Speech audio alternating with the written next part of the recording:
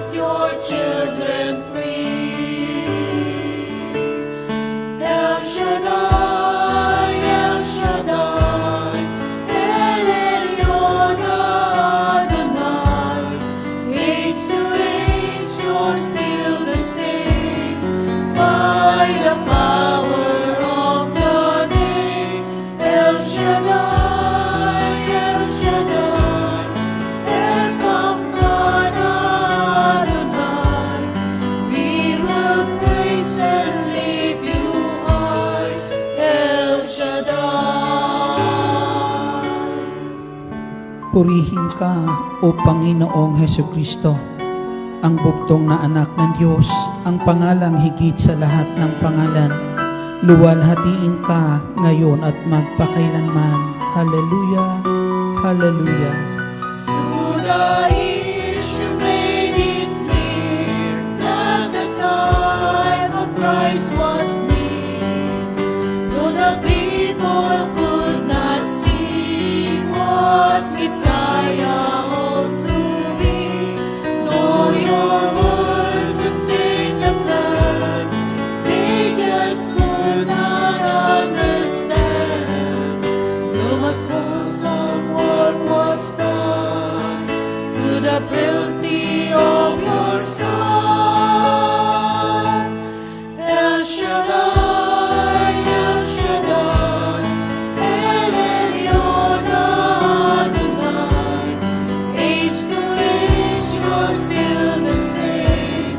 By the power of the name, El Shaddai, El Shaddai, Erkam God Adonai. I will praise you till I die, El Shaddai, El Shaddai, El Shaddai, El Elyon Adonai. Age to age, you're still the same. By the power of the name, El Shaddai, El Shaddai, Erkam God Adonai. I will praise you till I die, El Shaddai.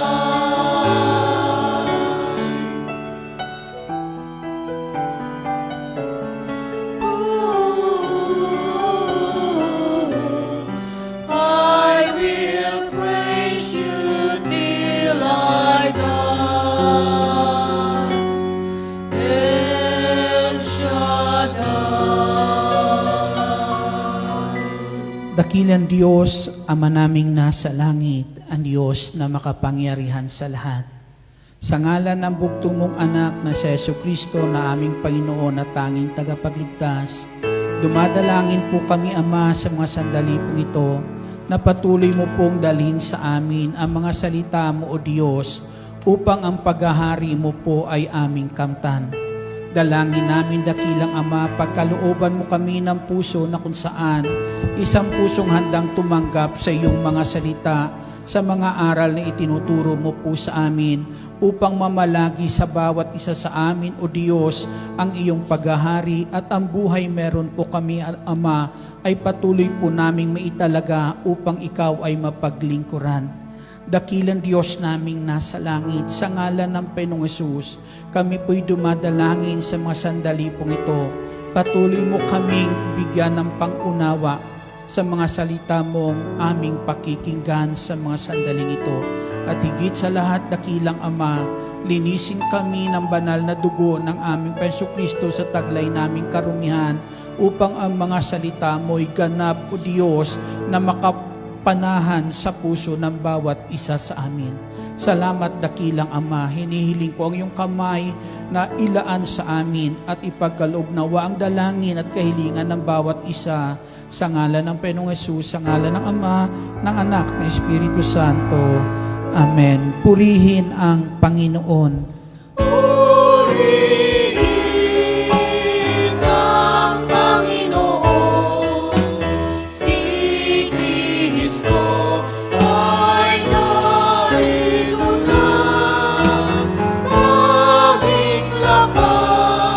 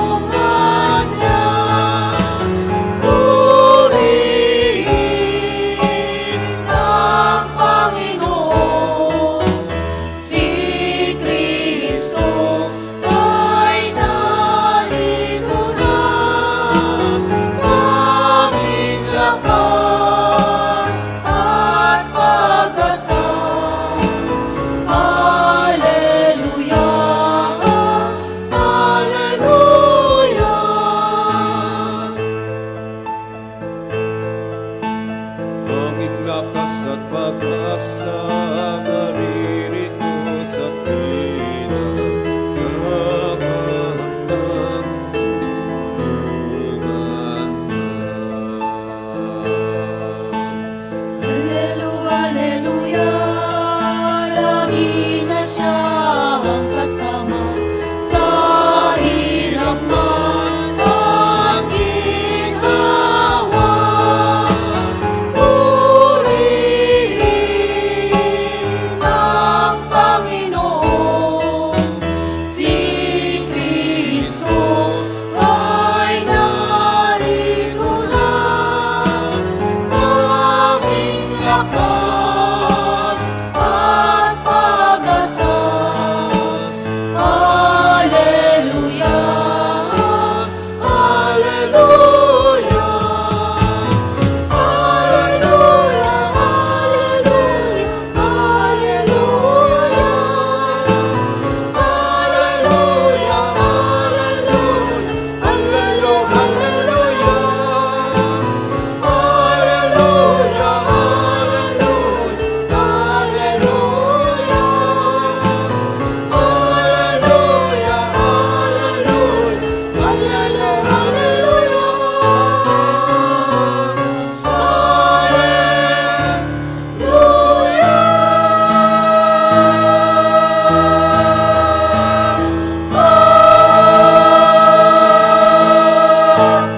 Purihin ang Panginoon.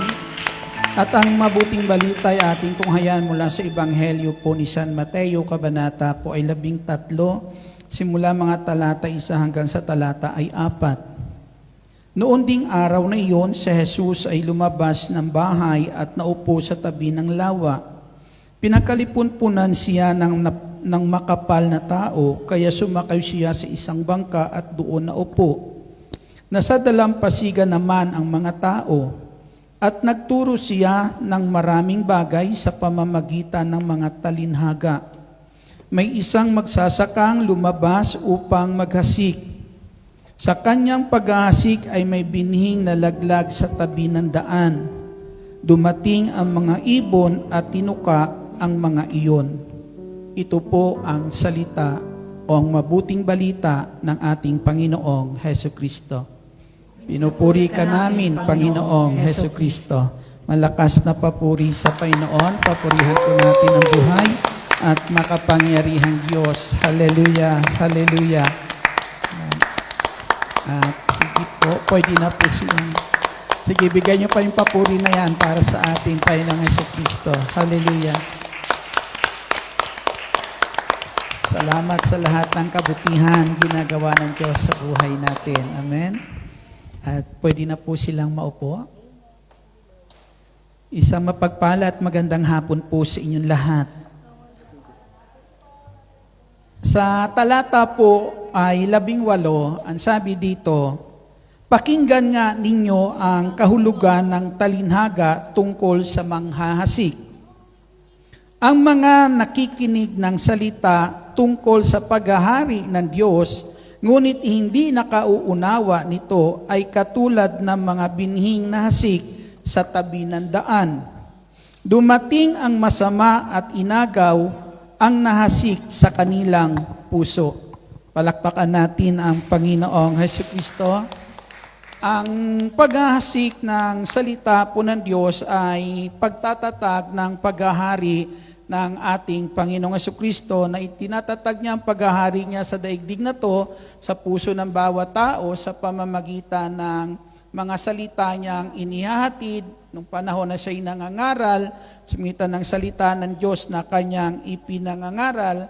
Kaya ang paghahari po ng Diyos sa buhay ng tao, sa puso po ng tao ay bunga iyan ng pakikinig ng tao sa salita ng Diyos na ipinangangaral ng ating Jesucristo, na maging si San Pablo, sinasabi ni San Pablo, na ang pananampalataya o ang pagkakilala po sa Diyos ay bunga ng pagtanggap natin ng salita ng Diyos, bunga ng pananalig natin sa mga salita po ng Diyos na ating napapakinggan.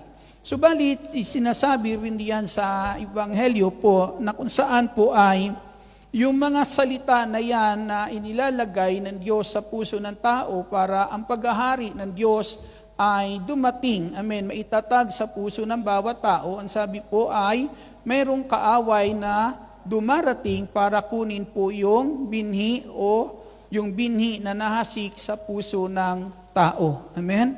Mayroong masama na dumarating at ang kanyang layunin para kunin po yung salita na yon na nahasik sa puso po ng tao. Nga ang sabi sa Ebanghelyo ni San Juan, Kabanata 10 at talata ay 10, na parito ang kaaway, ang kalaban para magnakaw, magwasak at pumatay. Na alam natin na ang dala ng mabuting balita o salita ng Diyos sa buhay po ng tao ay buhay po iyan. Amen? Buhay, mga kapatid, kaya yung buhay na taglay niyan, sa nadala po sa atin, yan po yung ninanais ni Satanas o ng masama na mawala po sa puso ng bawat taong nahasikan ng salita po ng ating Diyos. At makikita natin, kaya po yung salita na yan ay nawawala po sa puso ng tao dahil sa pag-iral ng katigasan ng puso ng tao. Yung daan ng sandali na yan, yung mga binhing nahulog sa tabi ng daan ay palatandaan po yan na kung saan ay naglalarawan iyan ng isang puso ng tao na mayroong katigasan. Kaya yung salita ng Diyos ay hindi lubos na nakakapanahan sa puso ng tao at dumarating yung kaaway at madaling nakukuha ito sa puso po ng bawat tao na nahasikan na kung saan ay nananatiling may katigasan ang puso ng tao. Ang nagpapatigas ng puso ng tao ay walang iba kundi ang kasalanan. Ang kasalanan. Kanina sa unang pagbasa sa banal na misa, alam po natin na yan yung panahon na si Elias po ay propetang hinirang ng Diyos para na ipaarating sa bayang Israel nung sandali na yan na ang bayang Israel ay magbalik loob sa Diyos. Kasi yung panahon na kung saan tinatalikuran ng bayang Israel ang ating Diyos, tumatalikod po sila sa ating Diyos, kaya ipinapakita po ni Elias ng sandali na yan sa mga tao na to kung sino ang tunay na Diyos. Amen? Na dapat nilang kilanlin sa buhay nila, na kung saan kilala na nila dati iyan, subalit kanilang tinalikuran. Tanda na kung saan ay katigasan ng puso ng tao. Amen? Kaya ang tao po ay nawawala ng lugar ang Diyos sa puso po ng bawat tao. Kaya dito po, sabi nga po sa aklat, sa sulat ni Pablo sa mga taga-Roma, kabanata po ay 7 at talata po ay 20. Ito po ang ipinapahayag ni San Pablo sa sulat niya sa mga taga-Roma, kabanata po ay 7 at talata ay 20. Kung ginagawa ko ang hindi ko ibig, hindi na ako ang may kagagawa nito, kundi ang kasalanang nananahan sa akin. Purihin natin ang ating Panginoong Hesus. Sa talata 11, unahin natin, ulitin ko po, sapagkat hindi ko ginagawa ang mabuting ibig ko, kundi ang masamang hindi ko ibig ang siya kong nagagawa. Kung nagagawa ko ang hindi ko ibig, hindi na ako may kagagawa nito, kundi ang kasalanang nananahan sa akin. Sa batid po na may nagahari po sa puso ni Pablo, may nagaharing kabutihan sa puso niya. May nagaharing kabutihan sa puso po ni San Pablo, ipinapahayag niya po rito. Subalit yung kabutihan po na iyon, mga kapatid, hindi po yun ang umiiral sa kanyang buhay, bagkus nadadaig po, ang sabi po dyan, ang nananaig sa buhay po ni San Pablo ay ang paggawa ng masama. Ang paggawa ng masama at hindi yung mabuting iyon. Sapagkat ang sabi po dyan, kaya si San Pablo hindi po nananaig sa kanya yung kabutihan, bagkus yung kasamaan ang nananaig kay San Pablo, dahil ang sabi po dyan, dahil sa kasalanan na nagpapatigas ng kanyang puso. Dahil sa kasalanan na siyang nananahan o nagahari sa buhay ni San Pablo. Kaya mga kapatid sa Panginoong Hesus, ang mabuting balita po o ang salita po ng Diyos, alam natin liwanag po iyan sa buhay ng isang Kristiyano. Amen? Nagbibigay iyan liwanag sa buhay ng isang Kristiyano at yan ang paghahari ng Diyos, yung liwanag na dala ng mabuting balita na kung saan mga kapatid, yung mabuting taglay ng salita ng Diyos. Yung mabuting taglay ng salita po ng Diyos, ito yung nagbibigay sa atin ng liwanag. Subalit, yan po mga kapatid, ang minimithi po ng kalaban na alisin sa puso ng tao. Amen? Dahil yung mabuting balita na yan, dala-dala po niyan yung mabuti, taglay niyan ang mabuti na nais po ng Diyos paghariin sa buhay ng bawat tao. Kaya pinapawi iyan, inaalis ayan ni Satanas para hindi makapaghari sa atin yung mabuting dala-dala ng mabuting balita. Na sa pamamagitan ng mabuting balita, binabago po ng salita ng Diyos ang puso ng tao, na ayon po sa sulat o sa Ebanghelyo ni San Juan, sa pamamagitan ng salitang sinabi ko sa inyo, kayo'y nalinis na. Nililinis ng salita ng Diyos yung ating pagkatao, yung ating puso, para na kung saan ganap na maitatag sa puso ng bawat tao ang paghahari ng ating Diyos. Ano ang nagpapatigas? Kasalanan ang nagpapatigas sa puso po ng tao, na minsan tumitigas ang puso ng tao dahil sa dulot ng kasalanan. Ang sabi po sa Ebanghelyo ni San Marcos, kabanata po ay 6 at talata po ay 18, may sinasabi po dito, ayon po sa Ebanghelyo ni San Marcos, kabanata po ay 6, at talata po ay 18, ito po ang ipinapahayag. Laging sinasabi sa kanya ni Juan, hindi matuwid na kunin ninyo ang asawa ng inyong kapatid. Kaya si Herodias ay nagkimkim ng galit kay Juan. Hinangad niyang ipapatay ito, ngunit hindi niya magawa, sapagkat natatakot si Herodes kay Juan. Alam niyang ito'y taong matuwid at banal, kaya ipinagsasanggalang niya. Gustong-gusto niyang makinig kay Juan, bagamat labis siyang nababagabag sa mga sinasabi nito. Purihin natin ang ating Panginoong Jesucristo.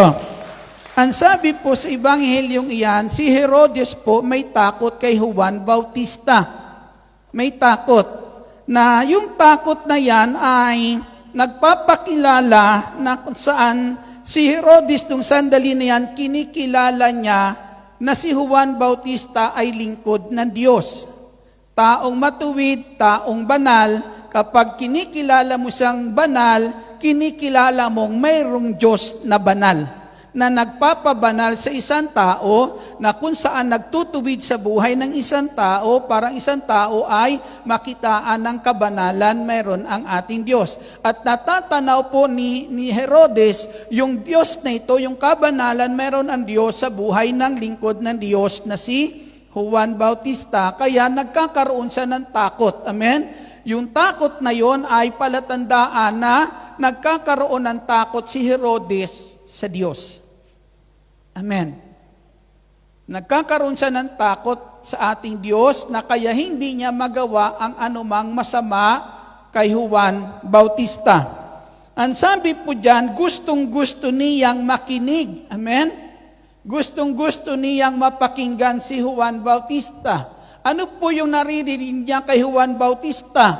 Salita po ng Diyos. Amen? Salita ng Diyos na nagtutuwid ng kanyang pagkakamali. Kasi laging sinasabi ni Juan Bautista sa kanya, hindi matuwid na magsama kayo ng asawa ng iyong kapatid. Pero kahit yun yung mga sinasabi po ni Juan Bautista, tuwan-tuwa pa rin si Herodes, mapakinggan iyon. Amen? Di po ba? Para baga nung sandali na yan, naghahasik si Juan Bautista ng salita ng Diyos sa puso ni Herodes, na tanda na kung saan ay yung paghahari ng Diyos. Amen. Dinadala niya sa puso ni Herodes ng sandali na yon. At tuwan-tuwa naman si Herodes. Amen. Yung puso ni Herodes po natutuwang pakinggan ang salita ng Diyos. Amen. At ang sabi po dyan, mga kapatid, ang sabi po ay, labis siyang nababagabag. Amen? Labis siyang nababagabag doon sa mga aral na kanyang napapakinggan sa mga salita ng Diyos na ibinabahagi sa kanya ni Juan Bautista, ay labis na nababagabag ang kanyang kalooban. Amen? Tila bagay nakukonsensya. Nakukonsensya siguro si Herodes kapag naririnig niya yung pangangaral ni Juan Bautista. Kasi nababagabag po yung kanyang kalooban, tila bagay napupukaw yung kanyang puso nung sandali na yan, yung kanyang kalooban doon sa mga ginagawa niyang hindi tama. Amen? Unti-unting lumalambot yung puso po ni Herodes sa pamamagitan ng salita na ibinabahagi sa kanya ni Juan Bautista. Sabihin mo nga sa iyong katabi, may konsensya ka ba? Palakpakan natin ang ating Panginoong Hesukristo. Di po ba? Kasi ibig sabihin yan, kapag yung salita ng Diyos ay nagtuturo sa atin ng ating pagkakamali, nababagabag ka. Amen? Nababagabag ka na kung saan, mga kapatid, hindi mapanatag ang loob mo habang yung pagkakamali na yan ay taglay po natin. Amen? At kaya tayo nababagabag kasi naliliwanagan tayo. Amen? Naliliwanagan tayo dahil sa salita po ng Diyos na dinadala po sa atin. Sabi po dyan sa talata 20, tuwan-tuwa po si Herodes na mapakinggan si Juan, bagamat na kung saan nababagabag siya. Di po ba? Yung sandali na yan, parang ang sakit naman ng mga sinasabi po nito, pero totoo talaga eh. Amen. Di po ba? Totoo talaga lahat niyang sinasabi na kung saan ay nakikita niya yung kanyang pagkakamali at ito yung tama, yung kanyang sinasabi. Amen? Nakikita niya yung kanyang kalalagayan sa harapan ng ating Panginoong Hesukristo o sa harapan ng Diyos. Ang sabi po sa talata 20, nung dumating ang kaarawan po ni Herodes, pumasok ang anak na babae ni Herodias at nagsasayaw. Labis na nasiyahan si Herodes at ang mga panauhin, kaya't sinabi ng hari sa dalaga, hingin mo sa akin ang anumang ibig mo at ibibigay ko sa iyo. At naisumpa pa niyang ibibigay kahit ang kalahati ng kanyang kaharian kung ito ang hihilingin. Lumabas ang dalaga at itinanong sa kanyang ina, ano ang hihingin ko? Ang ulo ni Juan Bautista, sabi ng ina. Dali-dali nagbalik ang dalaga sa kinaroroonan ng hari. Ang ibig ko po'y ibigay ninyo sa akin ngayon din, sa isang pinggan ang ulo ni Juan Bautista. Sabi niya, labis na nalungkot ang hari, ngunit dahil sa kanyang sumpa na narinig ng kanyang mga panauhin, hindi niya matanggihan ang dalaga. Purihin natin ang Panginoong Hesukristo. Nung sandali po na yan, nung kaarawan ni Herodes po ay nagsasayaw tong anak ni Herodias at labis na yung kanyang pagsasayaw ay nagbigay ng kagalakan kay Herodes. Pinasaya yung puso ni Herodes. Amen. At dahil diyan, naisumpa niya, na ipangako niya na anumang hilingin ng dalagang ito ay hindi niya ipagkakait, ibibigay niya. Kaya yung dalaga na ito ay itinanong niya sa kanyang ina kung ano ba yung nararapat niyang hingin sa hari. Pero ang sabi po ng ina na may galit kay Juan Bautista, pagkakataon ko na ito. Amen? Ang sabi niya, hingin mo sa hari ang ulo ni Juan Bautista. Bumalik po sa hari yung babae, yung dalagat, ang sabi niya, ibigay niyo sa akin ngayon sa isang pinggan ang ulo ni Juan Bautista. Ang sabi po diyan, labis na nalungkot si Herodes. Labis na nalungkot si Herodes nung sandali na yan.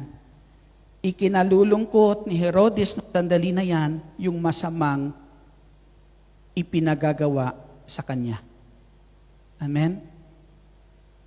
Alam niyang hindi tamang gawin iyon sa isang lingkod ng Diyos.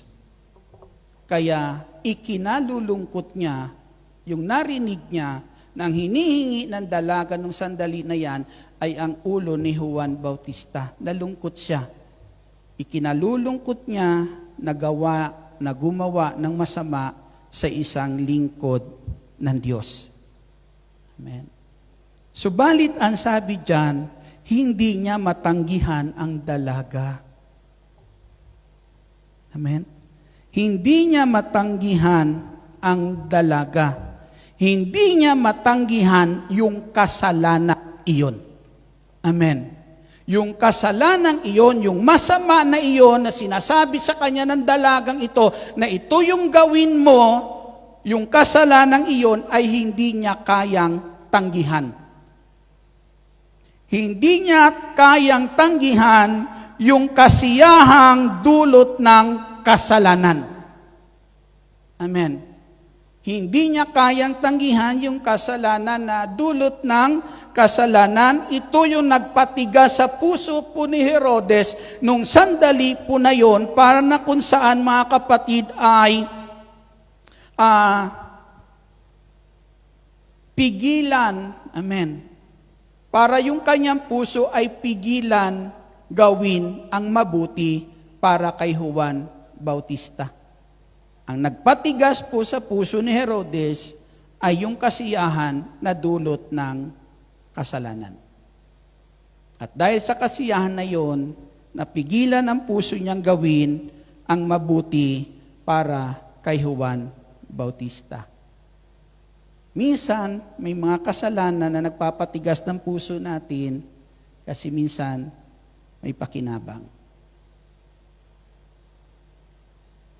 Di ko lang alam kung naranasan niya nang tumigas ang pusong iyan.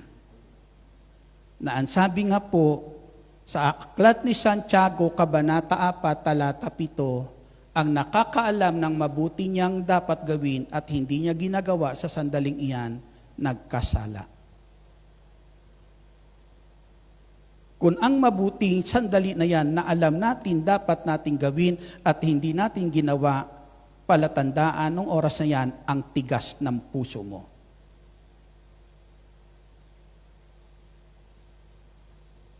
Ewan ko ba't ganyan tingin niya sa akin. Palakpakan natin ang ating Panginoong Jesus. Glory to God. Hallelujah. Ang sabi sa Ebanghelyo ni San Mateo, nakita niyo po kung paano tumigas ang puso po ni Herodes. Pinatitigas ng kasalanan o kasiyahan na dulot ng kasalanan. Na nawa, wag po nawa na kung saan anumang kasiyahan, dulot po ng kasalanan, mga kapatid, nawa ay wag po maapektuhan ang puso natin. Bagkus manatiling maging malambot iyan. Amen. Ang sabi po sa Matthew, sa Ebanghelyo ni San Mateo, kabanata po ay 18 at talata po 21, pinapahayag po rito, ang sabi ay ang ganito, pakinggan po natin. Lumapit noon si Pedro at nagtanong sa kanya, Panginoon, makailan kong patatawarin ang aking kapatid na paulit-ulit na nagkasala sa akin? Makapito po ba? Sinagot siya ni Jesus, hindi ko sinasabing makapito, kundi 70 ulit pa nito. Sapagkat ang paghahari ng Diyos ay katulad nito. Ipinasya ng isang hari na pagbayarin ang kanyang mga lingkod na may utang sa kanya. Ang unang dinala sa kanya ang isang may utang na 10 milyong piso. Dahil sa siya'y walang maibayad, iniutos ng hari na ipagbili siya ang kanyang asawa, mga anak at lahat ng ari-arian upang makabayad. Nanikluhod ang taong ito sa harapan ng hari at nagmakaawa.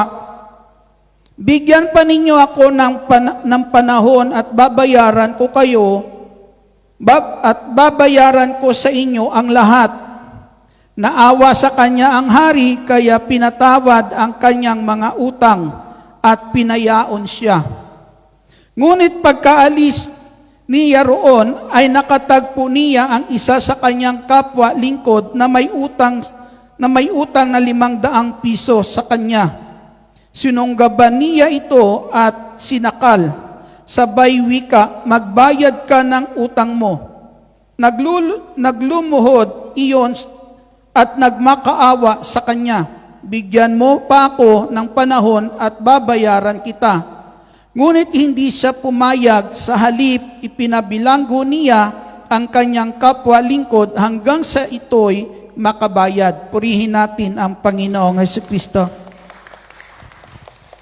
Minsan pinatitigas ng kasalanan ang puso natin sa pangitan ng paghahari ng galit. Galit. Dito po, sa binasa nating ito, ipinakita po ng hari kung ano yung makatarungan na dapat gawin sa isang taong nangangailangan ng awa, ng habag, o nangangailangan ng pagpapatawad. Na ipinakita po dito ng hari po sa taong iyon, na kapag ang sino man ay humihingi ng awa, ay dapat kaawaan. Ang sino mang humihingi ng kapatawaran ay dapat patawarin. Amen? Yung binhi na ito, na siyang paghahari ng Diyos sa buhay po ng tao, ay ipinadama dito ng hari nito sa pamamagitan ng kanyang pagpapatawad sa tao pong iyon. Subalit mga kapatid sa ating Panginoong Jesucristo, yung tao pong ito, nung sandali po na yan, hindi man lang napukaw ang kanyang kalooban. Amen? Hindi man lang napukaw yung kanyang kalooban doon sa ginawa sa kanya ng hari. Biro mo yung utang niya, 10 milyon. Nagawa siyang patawarin ng hari, nagawa siyang unawain ng hari, nagawa siyang kahabagan ng hari nung sandaling iyan. Pero yung pagmamahal at habag na iyon ay pinadama sa kanya ng hari, hindi man lang tumalab sa puso niya. Amen. Bagkus nung makita niya yung kanyang kapwa lingkod na may utang sa kanya ng 500 piso, sinunggaban niya at sinakal at ipinakulong. Ano ang naghari sa buhay ng taong ito? Yung galit meron siya doon sa taong may utang sa kanya. Amen? Na dahil sa galit na yon, pinatigas ang puso niya at nakalimutan niya kung anong ginawa sa kanya ng hari na mabuti na dapat niya ring gawin para sa kanyang kapwa. Na yung makatarungang iyon na ginawa sa kanya ng hari, nais ng hari, gawin po niya rin sa kanyang kapwa. Subalit mga kapatid sa ating Panginoong Hesus, nakalimutan niya iyon gawin sa kanyang kapwa. Kaya minsan, pinatitigas po ng galit ang puso po ng tao. Amen? Kayo po ba nagalit na? Amen. Hindi po ba? Kaya totoo po yan. Kaya minsan sabi natin, lambot na ng puso natin kasi puro tayo pakinig ng salita po ng Diyos, pero sa totoo lang, di natin nababantayan na minsan napakatigas na niyan. Amen. Na kung saan oras na kinakailangan ng Lord, sa oras na yan, dapat sa oras na yan, gusto ng Lord, malambot yan para magawa mo yung mabuti na sandali yan, pero minsan pinatitigas natin, kaya nakakaligtaan natin gawin yung mabuti sa mga sandaling iyan. Amen. Kaya ito po yung nais ng ating Panginoong Jesucristo, na makita po natin ito sa buhay po natin, na minsan, gano'n natin minsan hindi nababantayan ang puso po natin. Amen? Na hindi natin nakikita minsan, ang tigas na pala dahil sa galit na hindi mapawi-pawi. Amen. Amen.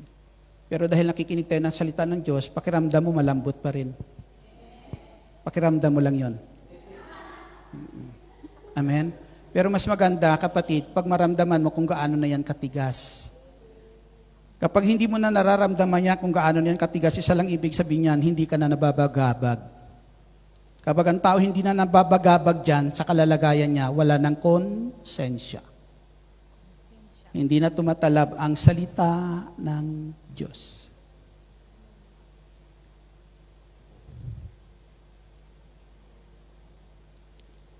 Palakpakan natin ang ating Panginoong Hesus.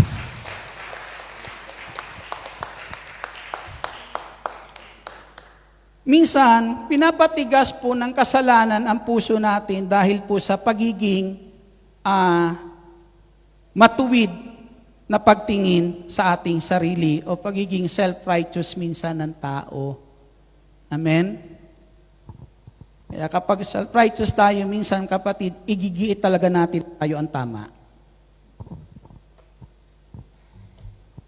Sabihin mo, tama o tama? Palakpakan natin ang Panginoong Hesus.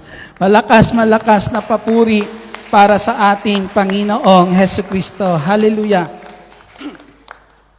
Ang sabi po dyan sa Ebanghelyo ni San Juan, kabanata po ay 9 at talata po ay 31.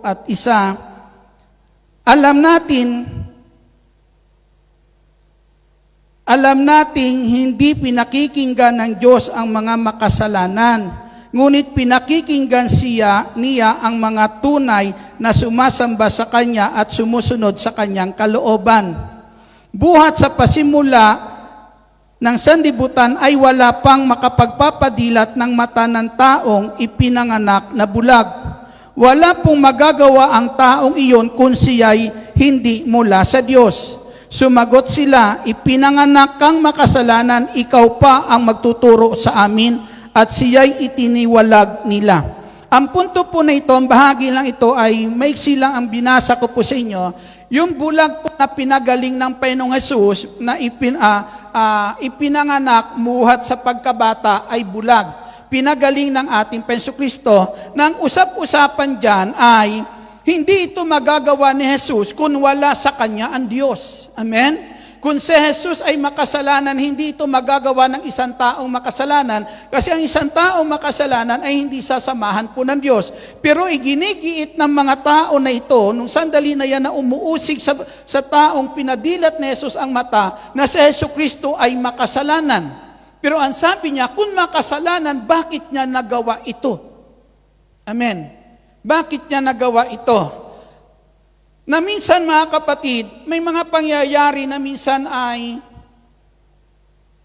para sa kanila mabuti pa ang wala kang gagawin na mabuti at yun ang mabuti.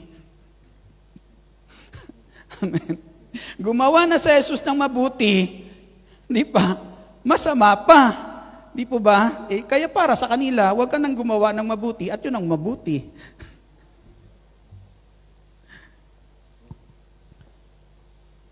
Ayaw nilang kilanlin yung gawang mabuti ng ating Panginoong Kristo. Ayaw din nila na may taong nakikita, ayaw nilang may taong nakikita silang gumagawa ng mabuti, ayaw din nila makita may taong na kung saan ay nagagawa ng mabuti, ayaw din nila makakita ng tao na napapabuti dahil sa gawa ng iba. Amen. Itiniwalag nila, para bagang sinasabi doon, nakita na nila, gumaling yung tao, para bagang sinasabi nila, makasalanan ka, hindi ka karapat-dapat sa biyayang iyan. Amen? Hindi siya deserve doon sa pinagaling siya ng Panginoong Jesucristo. Maiksi lang to, pakinggan niyo po. Ang sabi po sa Ebanghelyo, sa sulat ni Pablo sa Aklat ng Roma, Kabanata 12, talata po ay 18. Palakpakan muna natin ang ating Panginoong Hesus. Ang sabi po ay ang ganito, makitungo kayong mabuti sa lahat ng tao. Amen? Hanggat maaari makisama kayong mabuti sa lahat ng tao. Sa sulat ni Santiago, kabanata po ay 2, at talata po ay 9. Ito naman ang ipinapahayag po ni Santiago sa kanyang sulat. Sa kabanata po ay 2, talata po ay 9. Ngunit kung hindi pare-pareho ang inyong ang pagtingin ninyo sa tao, kayo'y nagkakasala at ayon sa kasulatan dapat kayong parusahan. Purihin po natin ang ating Panginoong Kristo. Minsan, may mga pagkakataon magagawa natin ang mabuti, pero minsan sinasabi natin, bakit sa kanya pa? Ba't hindi na lang sa iba? Amen? Pero minsan yung gusto nating gawa ng mabuti, wala naman dyan. At pangalawa, hindi niya naman kailangan.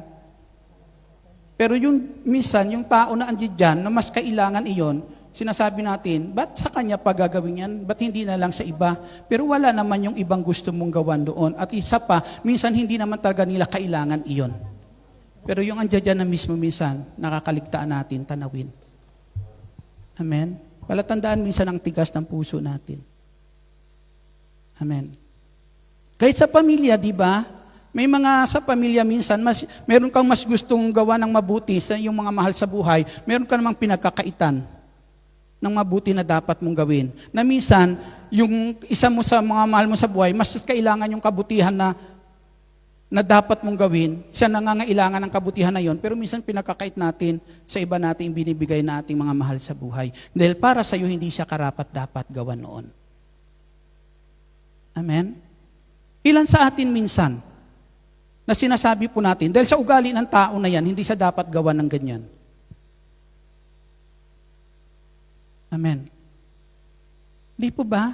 Di ba isang nagiging dahilan minsan yan, kapatid, na kung saan, dahil sa tuwid ng paningin natin sa sarili, minsan nakagawa tayo ng mga panghuhusga, na isang panghuhusga na kung saan, para sabihin sa tao niyan, ipamukha sa tao niyan, hindi siya karapat-dapat gawa ng mabuti. Hindi para sa kanya yung mabuting dapat mong gawin. Palatandaan na minsan, dahil dyan, hindi natin nakikita kung gaano katigas ang puso natin para na kung saan ay huwag magawa ang mabuti sa pagkakataon na iyon sa taong dapat nangangailangan ng kabutihan. Amen? Kaya ito ang sabi ng Panginoong Hesus. Ang sabi po dyan, ang paghahari po ng Diyos, sabi po dyan ay katulad nito, ang salita ng Diyos na nahasik, minsan kinukuha ng masama sa puso agad ng tao, amen, para yung paghahari ng Diyos ay huwag makapanahan sa atin. Amen, pinatitigas ng kasalanan ang puso natin. Hindi ba kasalanan yon? Yung pagkakataon, andyan dyan na yung kapatid mo, kailangan yung mabuti na kinakailangan magawa mo sa kanya, pero sinasabi mo, dahil sa ugali niyan, hindi ko gagawa ng mabuti yan. Panghuhusga natin minsan dahil minsan napakatuwid ng tingin natin sa ating sarili na minsan hindi sila talaga deserve para dyan. Amen? Sana mga kapatid sa ating Panginoong Kristo, makita natin yung mga sandali na kung saan ay mas kinakailangan makita sa atin ang paghahari ng Diyos sa pamamagitan minsan, huwag na natin patigasin ang puso natin sa oras na may nangangailangan ng kabutihan. Tumayo po tayong lahat.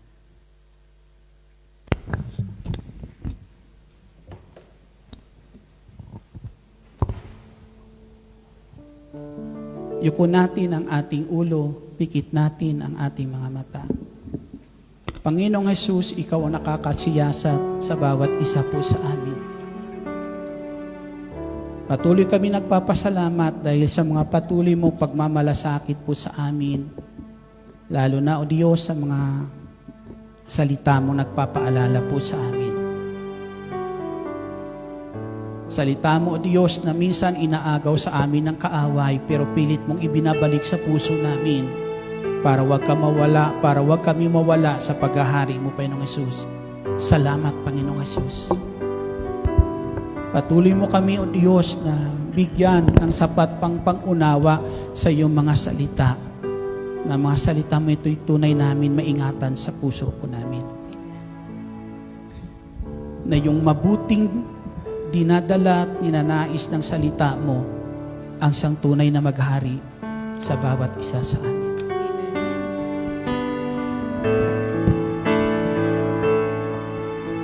Maghari ka, O Diyos, sa aking buhay.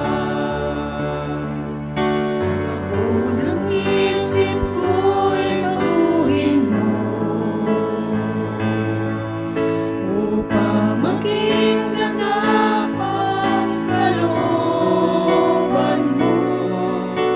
sa buhay na hiram sa'yo. Maghari ka, O Diyos, sa aking puso. Laman ng puso ko'y baguhin mo, upang maging ganap ang kalooban mo sa buhay na hiram sa'yo. Maghari ka, O Diyos, maghari ka, Jesus, sa puso ko't kaluluwa. Iniaalay sa'yo, sa pag-ibig mo't biyaya, ay naligtas ako. Maghari ka, O Diyos, maghari ka sa buhay ko.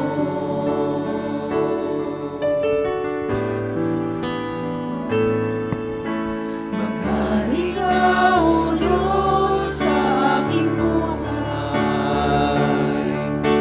Tapo ng isip ko'y baguhin mo, upang maging ganap ang kalooban mo sa buhay na hiram sa'yo.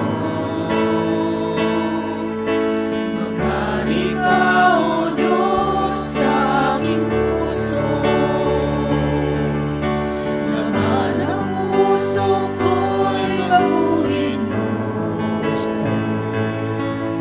upang maging ganap ang kalooban mo sa buhay na hiram sa'yo. Maghari ka, O Diyos, maghari ka, Jesus, ang puso ko't kaluluwa. Iniaalay sa'yo, sa pag-ibig mo't biyaya, ay naligtas ako. Maghari ka, O Diyos, maghari ka sa buhay ko. Maghari ka, O Diyos, maghari ka, Jesus, ang puso ko't kaluluwa. Iniaalay sa'yo, sa pag-ibig mo't biyaya, ay naligtas ako. Maghari ka, O Diyos, maghari ka sa buhay ko. Maghari ka, O Diyos, maghari ka sa buhay ko. Maghari ka, O Diyos, maghari ka sa buhay ko. Panginoon, baguhin mo ang laman ng puso po namin. Baguhin mo ang laman ng puso ko, Panginoong Jesucristo. At dalangin ko, Panginoong Jesus, pagkalooban mo kami ng bagong puso at bagong espiritu. Maghari ka, O Diyos, sa buhay ng bawat isa sa amin. Manahan ka sa puso ng bawat isa sa amin. Dalangin namin, Ama, ang salita mo, ang ninanais na kabutihan ng iyong salita. Dalangin namin, O Diyos, ang siyang maghari sa amin, ang siyang patuloy nawa, Ama, na maisakatuparan namin sa aming buhay. Salamat, Panginoong Jesus, sa lahat ng kabutihan walang sawa mong ginagawa sa amin at patuloy na ginagawa at patuloy pang gagawin. Tulad ng iyong pangako, huwag mo kaming iwan, huwag mo kaming pababayaan. Taas natin ang mga bagay na nais natin ilapit sa ating Panginoong Jesus. Dakilang Diyos, narito po, Panginoong Jesus, ang aming mga kahilingan. Dalangin namin, dakilang Alisaday, sa pangalan ng Panginoong Jesus at buhat sa kayamanan mo hindi nauubos, ipagkaloob mo ang aming mga kahilingan. Ikaw ang Diyos na alam po namin, laging bukas ang puso para kami pakinggan. Kung hindi mo ipinagdamot sa amin ang bugtong mong anak si Jesus, nananalig kami, hindi mo rin, O Diyos, ipagkakait sa amin ang aming kahilingan ngayon.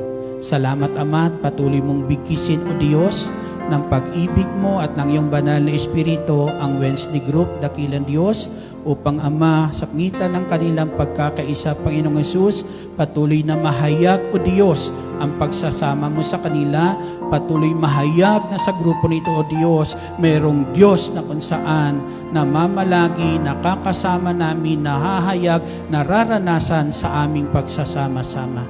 Salamat, Ama naming nasa langit, sa iyo ang kapurihan, kaluwalhatian, ngayon at magpakailanman, sa ngalan ng Ama, ng Anak, ng Espiritu Santo. Amen. Papurihan, pasalamatan natin ang ating dakilang El Shaddai at patuloy kayong samahan at pagpalain ng Diyos sa lahat ng inyong gagawin. Salamat sa Diyos na tapat.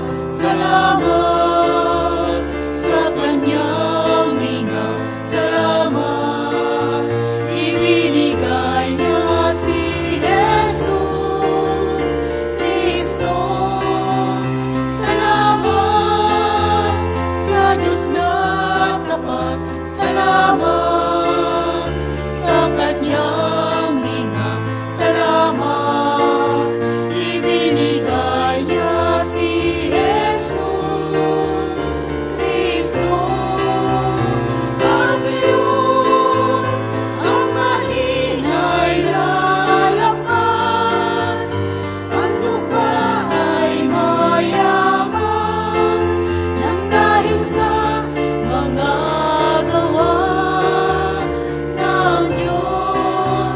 At ngayon, ang mahina'y lalakas, ang dukha ay mayaman, nang dahil sa mga gawa ng Diyos. Salamat, salamat.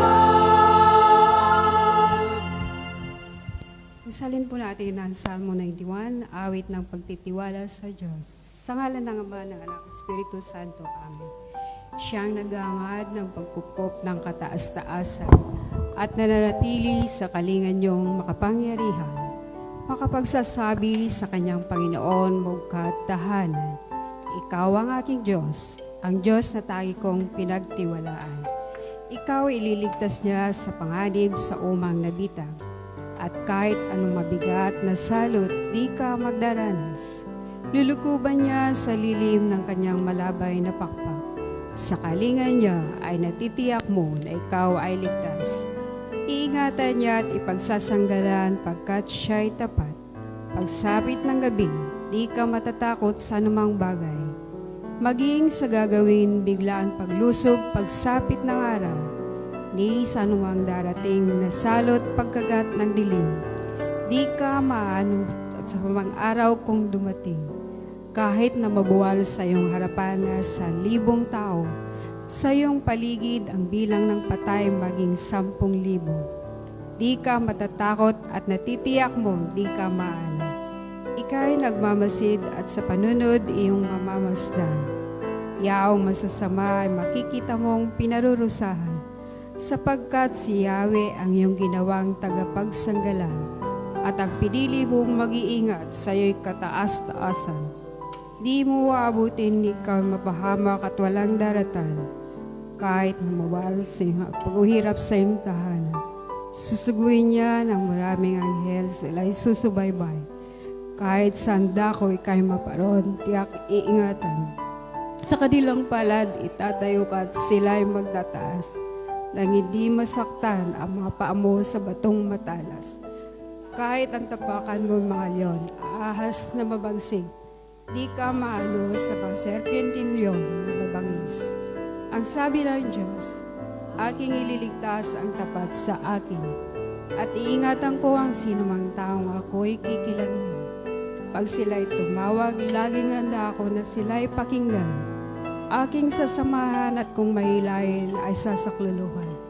aking ililigtas ang bawat isa'y pararangalan.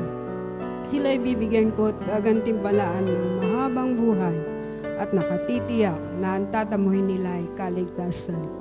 Maaring ipinid ko ang langit at hindi pumatak ang ulan. Maaring magpadala ako ng mga balang upang salantain ang lupain ito. Maaring pagganapin ko sa aking bayan ang salot. Ngunit sa sandali ang bayan ito na aking pinili ay magpakumbaba. Manalangin, hanapin ako at talikdaan kanilang kasamaan. Diringgin ko sila, patatawarin ko sila, at ibabalik ko sa kanilang lupain ang katiwasayan at kasaganahan. Ito ang mga salita ng Diyos. Salamat sa Diyos. God bless us all. See you next Wednesday. See you tomorrow.